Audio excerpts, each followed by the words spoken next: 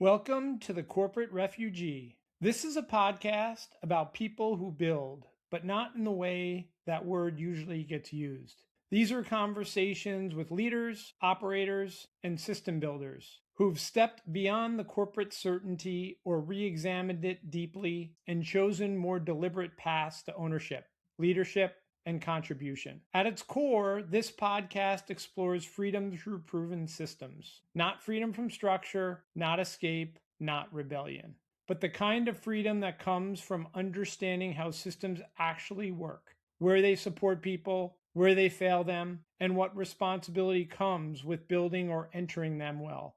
Today's conversation is a strong example of that. My guest today is Mary Kennedy Thompson, CEO of B&I, one of the largest and most established trust-based business systems in the world. B&I operates in more than 70 countries, supports hundreds of thousands of members, and facilitated over $27 billion in member-to-member business last year alone. But what makes this conversation worth having isn't scale. It's how deliberately that scale has been built. Mary's career spans military service, franchise ownership, and senior leadership roles inside some of the most influential franchise systems in the world. Across all of it, she's remained remarkably consistent about one thing. Systems don't create freedom by moving fast. They create freedom by earning trust. In this conversation, we talk about leadership responsibility, values at scale,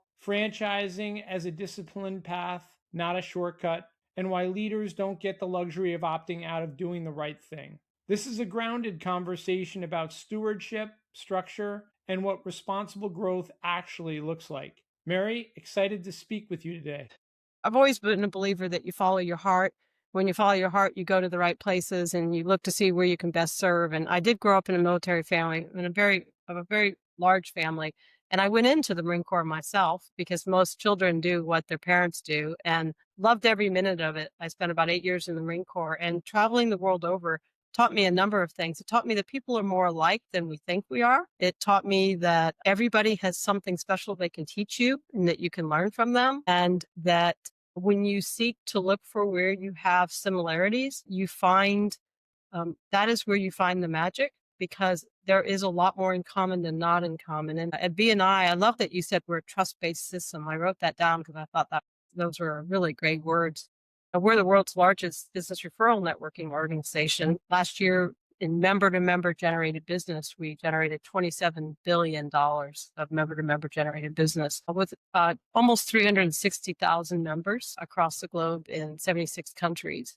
And I do think that my childhood of living in many countries and then my young adult years where I was in the Marine Corps, traveling the world over, has served me well for now serving this organization, because here, what we do, we're very clear about our vision. Our vision is to change the way the world does business. And we do it through our mission by growing our members' businesses through structured meetings and structured training. It is the structure and discipline of our weekly meeting that helps our members learn about one another. And when you lay over that, we have 7 values. We're a high culture company with very deep values.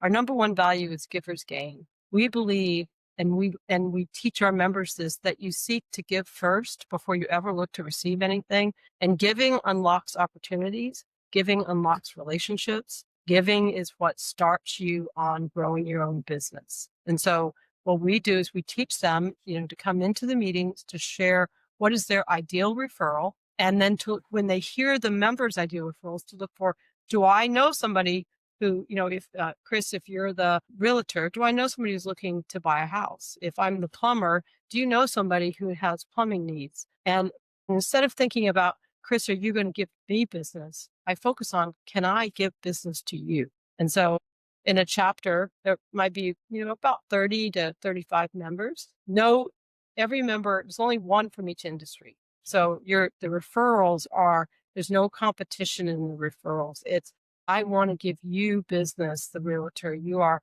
somebody I know and like. You're somebody who's been teaching me about how you do business. I've already sent people to you, and you've taken great care of them.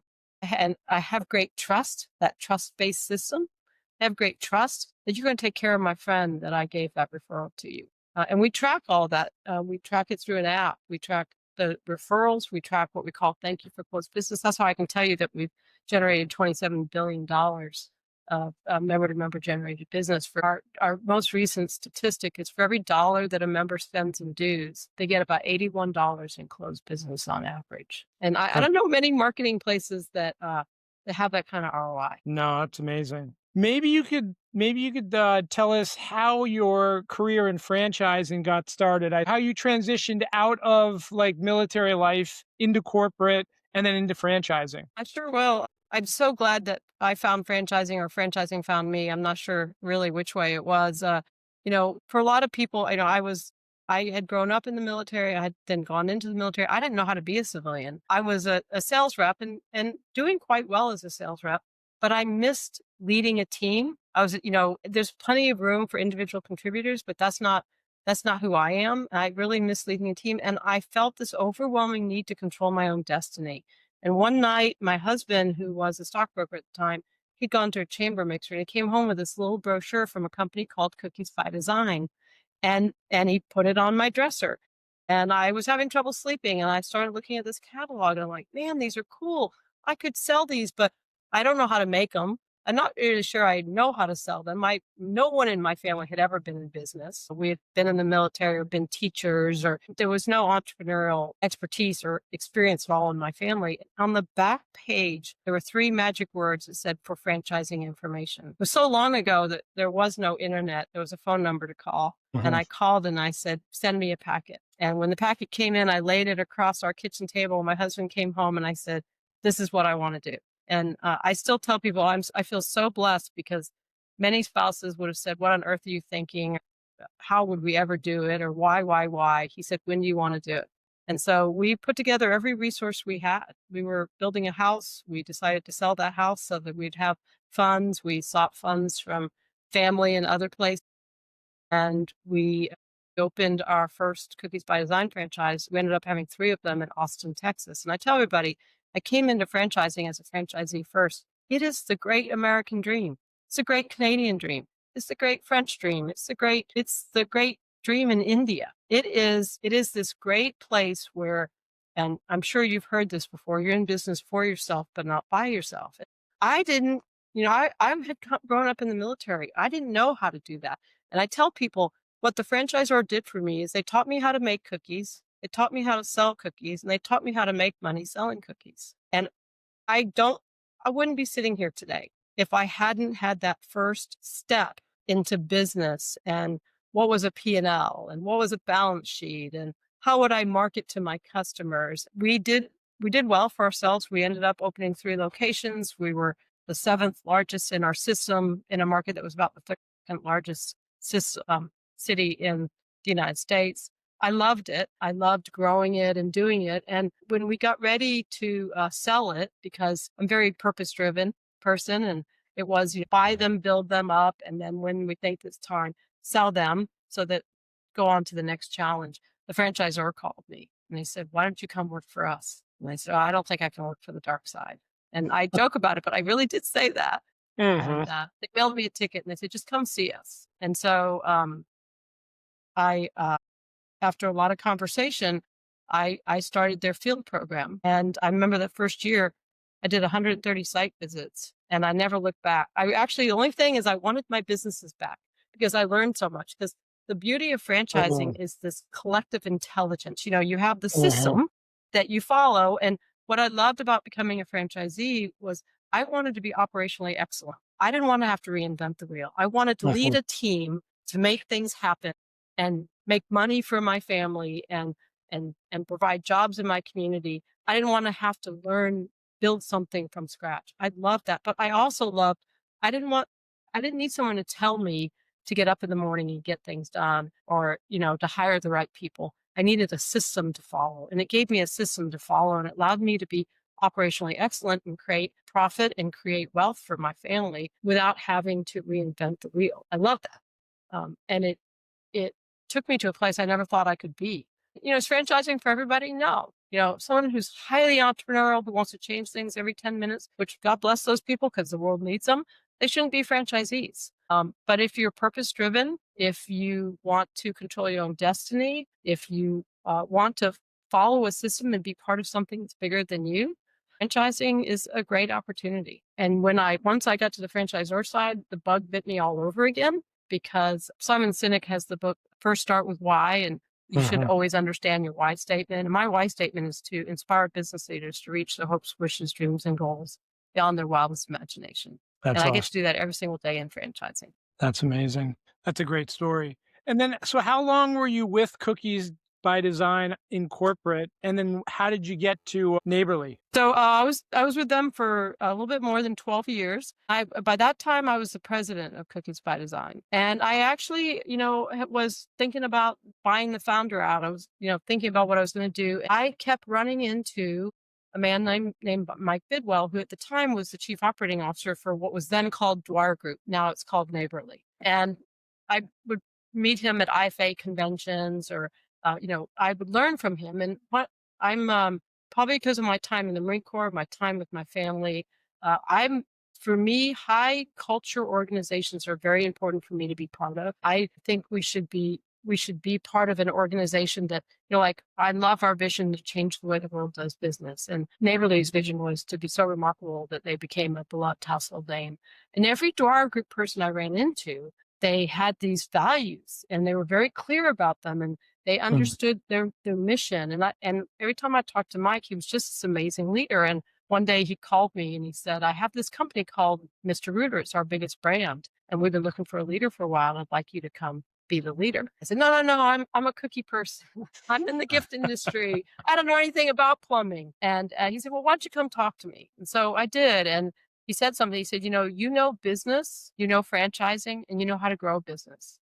That's no different whether it's plumbing or cookies. And we talked for quite a bit. And then I realized that was going to be a great opportunity for me. I felt like I got my degree in franchising at Cookies by Design. I got my doctorate at Neighborly. And so I stepped into being the president of Mr. Rooter, and I led and served that brand for 9 years. I got my plumbing license while I was leading that brand. So I can make you a great cookie and I can fix your toilet, but I try to make sure I'm not doing it at the same time for you. Ew. Yeah. So I fell in love with home services because, there's a great poster that says plumbers protect the health and sanitation of a nation. They really do. There was a really good book called Flushed, and it was an emperor whose son got really sick with dysentery, and the plumber came and fixed it. And he said, if I could not be emperor, I would be a plumber. Keeping your homes running when your sink is backed up, or your electricity is not working, or your heating is not working, it gets real really fast. And where you are, it's quite cold. Your heater goes out. Having someone show up and fix it is about as important a thing as you can think for the day. And so the service professionals are out there. I really enjoyed, and Neighborly has this great set of values called Live Rich with respect, integrity, customer focus, and having fun in the process. And there's 15 values underneath that. And it really resonated with me. It's just like our 7 values, everything from giver's gain to lifelong learning to accountability to traditions and innovations. Those resonate with me. I want to live that way. You end up attracting better people and the right people. And you can have, I love diversity in organizations. I think diversity keeps us strong. Diversity of thought, diversity of people, diversity of experience, diversity.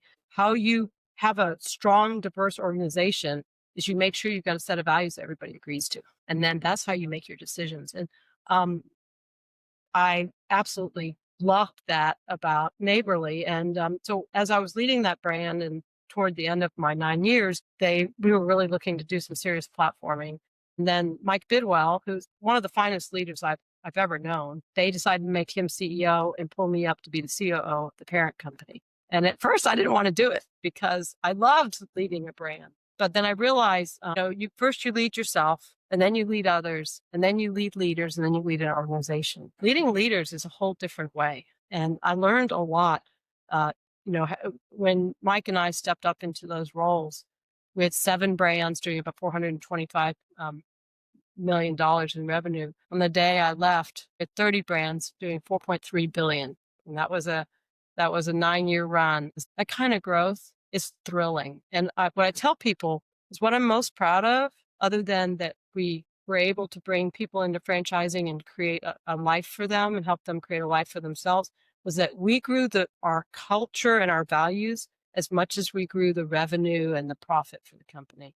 That's I think amazing. companies that lose track of that, they lose their way. Yeah, maybe because you have this background as in the armed services, you're a veteran, and you transitioned into franchising, which I think I've heard so much about veterans being amazing, franchise owners. So maybe you could talk a little bit about why this is, and if you agree with this statement. I would say generally I do agree with that statement. The International Franchise Association, I'm the chair for the International Franchise Association. They have a great program called VetFran. It was actually founded by Don Dwyer Sr., the founder of then Dwyer Group that became Neighborly back in 91 when Desert Storm hit, to give back to veterans. And, veterans, they serve and sacrifice for their country and they deserve the power to prosper. And they don't want a handout. I can tell you this, veterans don't want a handout. They are built to serve, and they want to, when they get out of the military, they want to control their own destiny, and they like systems. So, there's a couple things about veterans that make them strong franchisees. If you think about it in the way, Marine Corps, the Army, the Navy, the Air Force, it's a big franchise. It's like, this is our system. This is how you dress. This is how you present. This is what you do. It's this wonderful system that you learn and grow up in. And you go through, I went through some pretty intense and stressful situations in the Marine Corps, but I was okay because I had this great system to fall back on. There are also leadership factors, and good franchisors are leadership factories. We spend a lot of time here at BNI making sure that we teach a lot about leadership.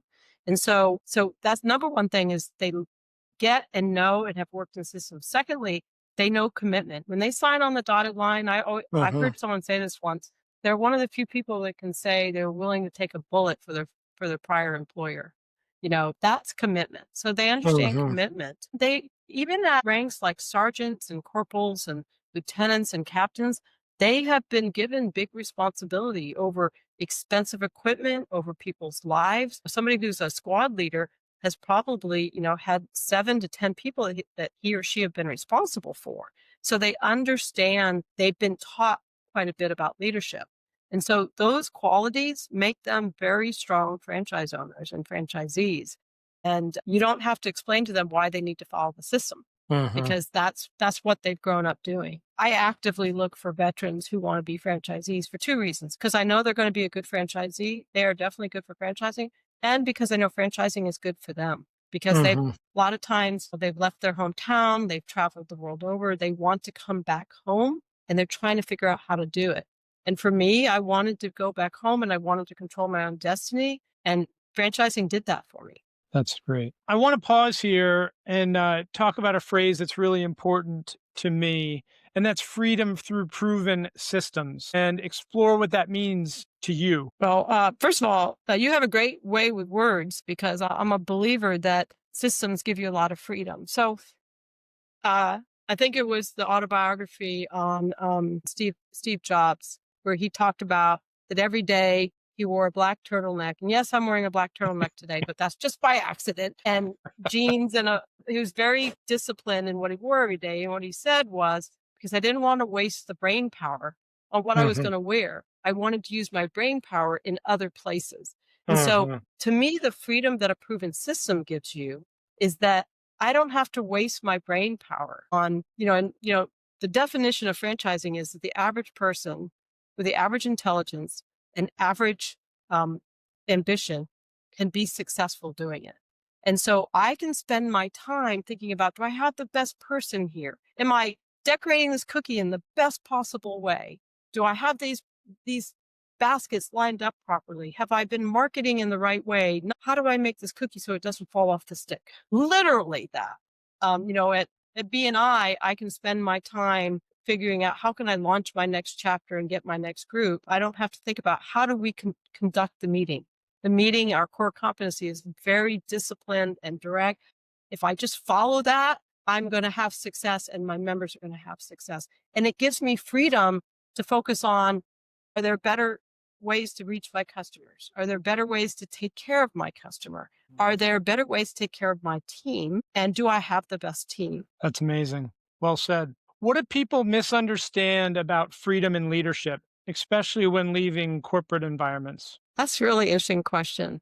One of the things when I have new franchisees coming in and I sit and talk to them, one of those things I talk about, I said, you're going to have the final say. You can decide to not get up today. I'm not going to know if you didn't get up and whether your people showed up. Eventually, I'll know it in the numbers, but I'm not going to know that. And I think people think that the freedom that someone's not telling me when to show up and what to do is the freedom to do whatever I want to do. Leaders don't get the luxury of not doing the right thing. So, like for instance, sometimes when I was at Mr. Rooter, I would talk to one of my franchise owners who would say, "I'm having trouble getting my technicians, my service professionals, to wear the uniforms properly."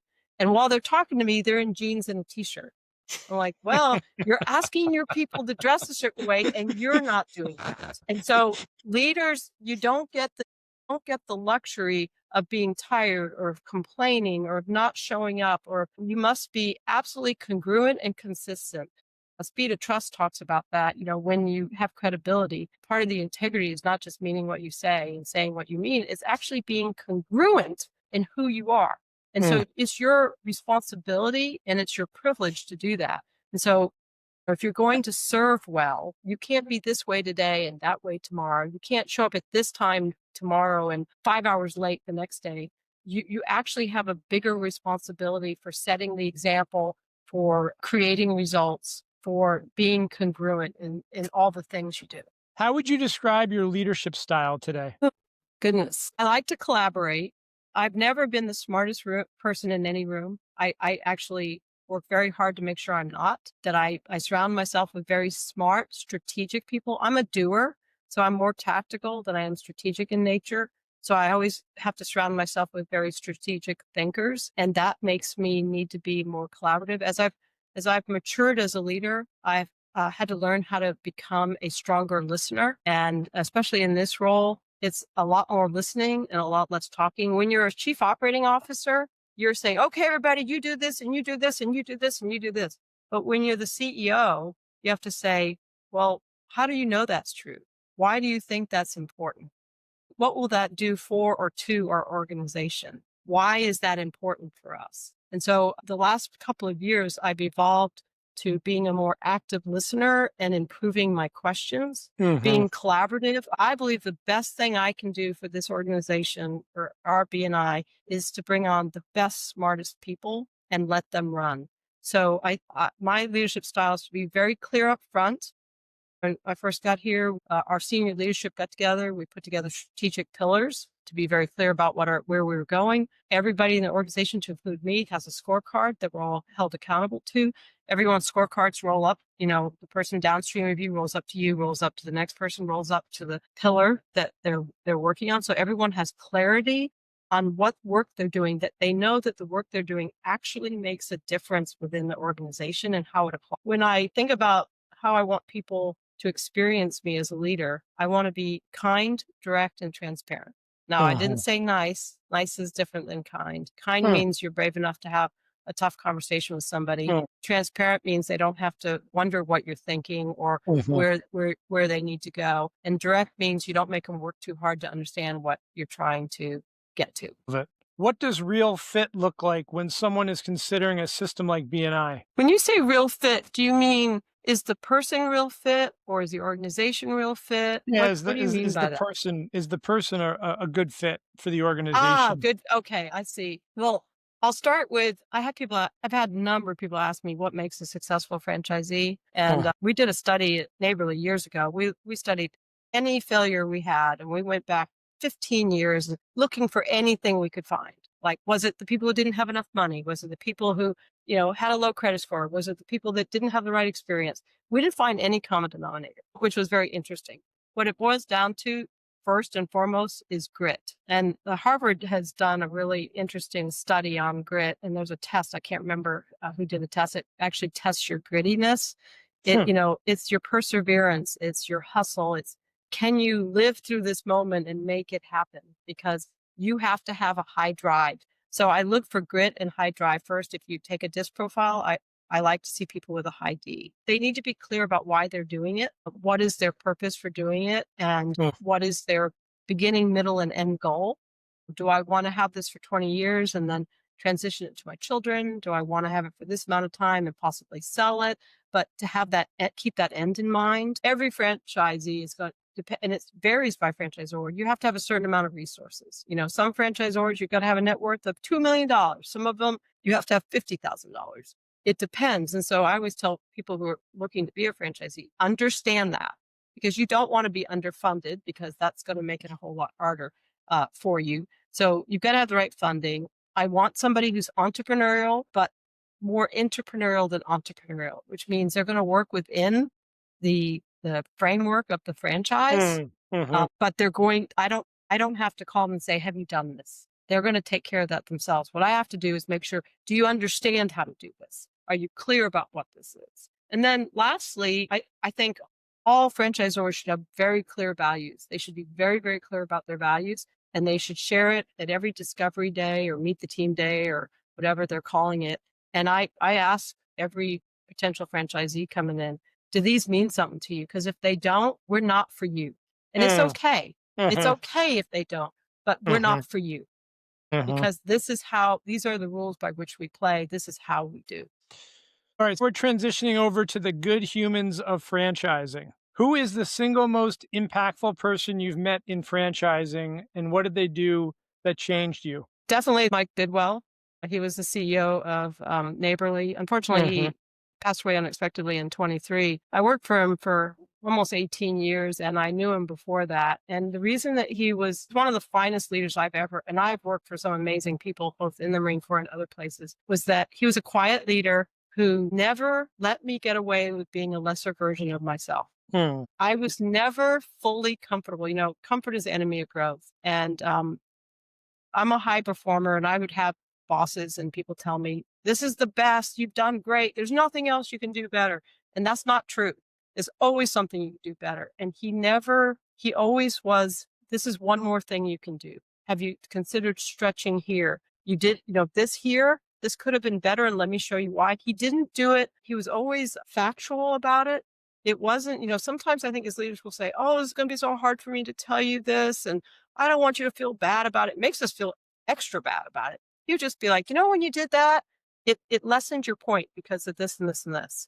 And so he made me a better human. He made me a better franchise executive. The reason that I can be a CEO today is because I got to watch him for decades be a CEO. And he didn't do it. One of my favorite stories about Mike was when I was president of Mr. Reuter, he came down one day to my office, and he just, sat at the desk, and, you're kind of sitting up like, what's going on? He was just checking in on me. And I had a filing cabinet drawer that kept opening because it was the filing cabinet was a little wonky, and I would kick it shut and then open again, and I'd kick it shut a couple times during our conversation. And he said, does that happen a lot? And I was like, yeah, it's not a big deal, Mike. I just kick it shut. And, kicked it shut a couple more times. I was like, oh my gosh, I can't believe this thing keeps opening. About a week later, I realized that the cabinet wasn't opening anymore. And he'd come in early one morning and put a shimmy underneath it and fixed it. And he didn't come in and go, ta-da, I'm the CEO and I made something right for you. He just made it right. And he made me want to make other things right in our business because of how he didn't say, some people say, do this, and then they do that and do that. He would just do this and make you want to be better. And I think good leaders, they're brave enough to have conversations that matter. They don't let people get away with being a lesser version of themselves. Part of being kind, and part of the experience I want people to experience from me is that they know that if they're not performing well somewhere, I'm going to honestly share that with them with care and in the spirit of helping them be better. Who represents the best of what this industry can be today? Goodness, that's a good question. There's some leaders that I have a lot of high respect for.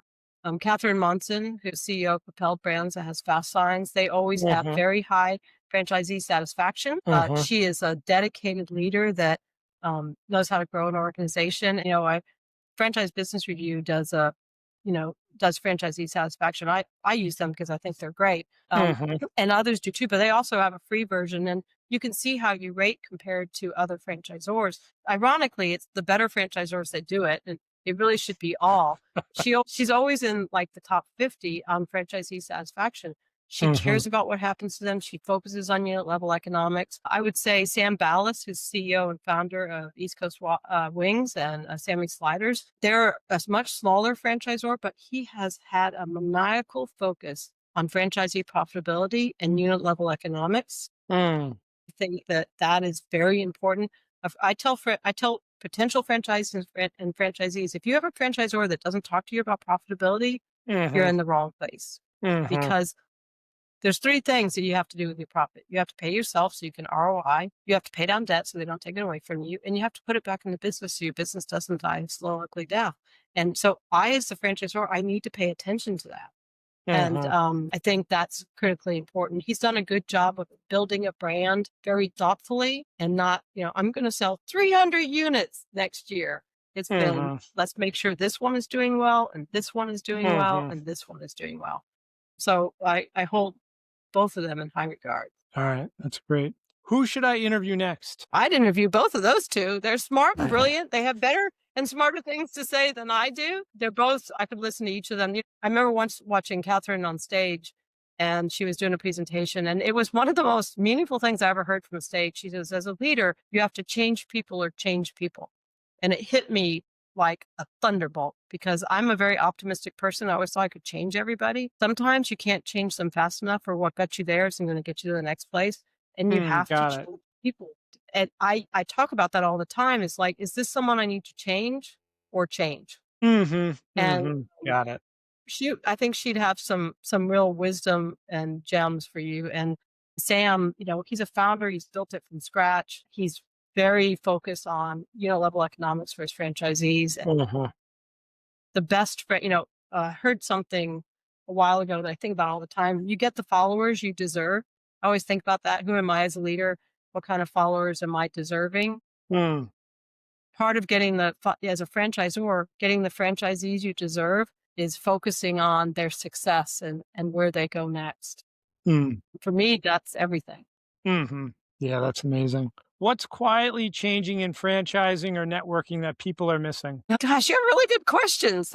That's a good one. Well, I can look at it from two ways. When I look at it from, like, what are some trends I've seen that I don't like, is where someone says, I'm going to come in, I'm going to sell 200 locations in a year, and I'm going to build this, but they don't have the support network to then support those franchisees. And Mm. I've seen that, and it doesn't happen all the time, and it doesn't happen the majority of the time. But I want to see franchisors. I like high growth. I'm part of I'm a believer in high growth, smart growth, that you make sure that you've got the support to support Mm-hmm. those franchisees, to make sure that they're growing in the right way and do that. And so on that side, I want to I am seeing people talking about that now. I'm paying attention to that and starting to have deeper conversations about unit level economics, which I like. I want to keep seeing that. And then the other side is, you cannot have a conversation about the future without saying the two letters AI. And, nobody can. And Yep. as a franchisor, we owe it to understand where we can use AI in our brand to help our franchisees. I see it both from my franchise owners and our members, which is our customer, how to help them run their businesses better Mm-hmm. using AI in a smart way. Mm-hmm. I can put resources to study that and put it together and say, and then like a system, serve it up to them and say, here's a way to use it, and I have it here for you. Mm-hmm. I think that we owe it to them to do that. And I'm a fan. I'm not afraid of AI. Mm-hmm. We're using it to help get our members to connect with one another faster. So we have all this Mm-hmm. data. If I know that this person in this chapter is more likely to send a referral to this person in this chapter, why do I not use AI to match them up quicker? And so Mm-hmm. I think we all talk about AI, but we're not doing anything about it. Mm-hmm. And Mm-hmm. so I encourage franchisors. I had a group I met with just about 2 months ago, where I showed them what we were doing. And they're like, I hadn't thought about that, because we think it has to be something big, giant. Is Mm-hmm. how can we help ourselves and our franchisee better manage their businesses? And I think everyone thinks, oh, I'm just going to hire less people and have AI do it. It's not about that. Maybe I have to keep the same amount of people and have them do more work and get more things done, and Mm-hmm. leverage the AI so that they can get more things done for our Mm-hmm. franchise owners, and more things done that our franchise owners can get done to take better care of the customer. Mm-hmm. Yeah. Well, when you were talking about the smart growth, the words that I heard from a franchisor that I really liked was responsible growth. And for Yes. me, as a franchise consultant, that's who I'm looking for in terms of franchisors and matching my franchise candidates with. And that's those that are doing responsible growth. Absolutely. That is what good franchising is responsible growth. Hmm. And responsible growth means you've got a good support network, a good Hmm. support team for them, that you are looking at the level economics of what they're doing, that you're also willing to have the conversations from the people who are struggling to help get them to the other side. Whether it's, Hmm. let me get you re-engaged, let me help you get sold, let me help you get a partner in that's going to help you as well. And those are tough conversations. I never like having them, but I've never regretted having them. When you hear the word legacy, what comes to mind? I had a franchisee once say to me, she said, she had seen somebody else in a different franchise, and she said they were trying to be a legend. She says, it's not about being a legend; it's about leaving a legacy. To me, leaving a legacy means that when I'm not around or when I leave that organization, it is better because I was there and I have grown leaders around me that can take it to the next level. For the most important legacy I can do is bring in great leaders and executives that are better than me, that will do things for this organization I never even thought about doing. All right. Last part, the lightning round. On a scale of 1 to 10, how well do you know franchising? 9.2. A song that grounds or energizes you that kind of reminds you of being an entrepreneur, a franchisor.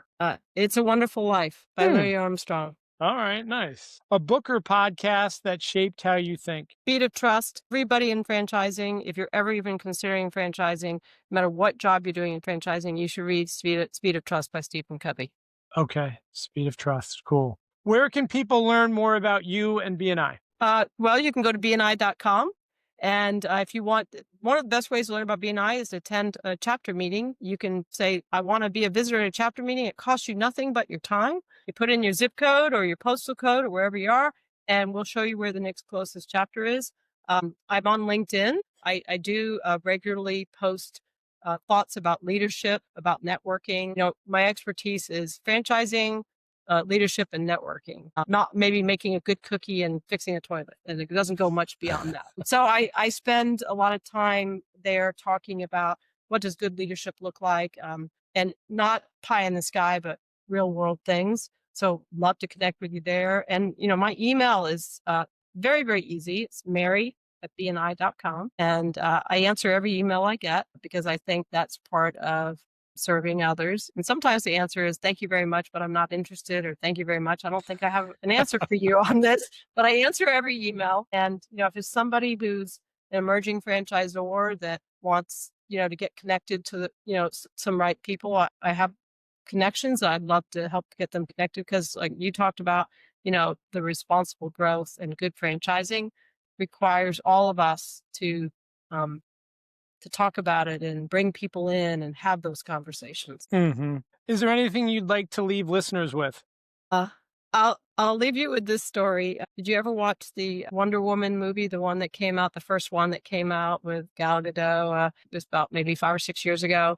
In the movie, it's World War I, and there's these trenches, and there's this. And I'm well studied on battles because I was a Marine.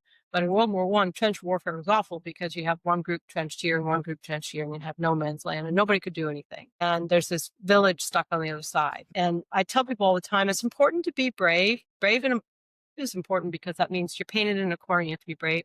But as leaders, you must be bold, and bold is different. Bold is when you bring people with you. And, she says, we can't let that village just stay over there. We got to help them. And she comes up out of the trenches and she takes her shield and starts walking, and all the bullets. When you're bold, all the bullets come to you. I can tell you that right now. But she kept walking. And what happened when she kept walking is others looked and said, I'm coming with you. As a leader, our job is to be bold, is to bring others along with us, is to step out of the trench, get that shield up, and keep walking so others come along because they need that. And I encourage people to be bold. I encourage everybody's a leader. I always like what Margaret Thatcher said, being a leader is like being a lady. If you have to tell someone you're one, you're not. You need a title to be a leader. You need lead yourself, lead others, lead leaders, lead the organization, but do it boldly. Get out of the trench and do that. That would be my parting thought. All right. Well, thank you so much. That was a beautiful way to end this show. And let's do it again soon. I would love that. Thanks for the really thoughtful questions, Chris. I appreciate it. If this conversation helped you think more clearly about leadership, systems, or what responsible growth actually requires, you don't need to do anything with it right now. Let it sit. The Corporate Refugee isn't about quick decisions. It's about better ones. You can find more conversations like this wherever you listen and on YouTube, but move through them at your own pace. I'm Chris Tucker. Until next time.